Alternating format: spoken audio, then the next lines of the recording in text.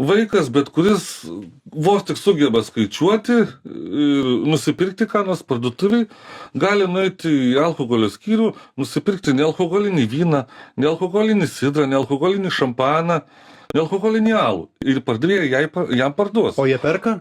Žinom, vaikam tėvai, pavyzdžiui, jų yra gimtadienis, kadangi nėra vaikiško, nuperka nealkoholinį.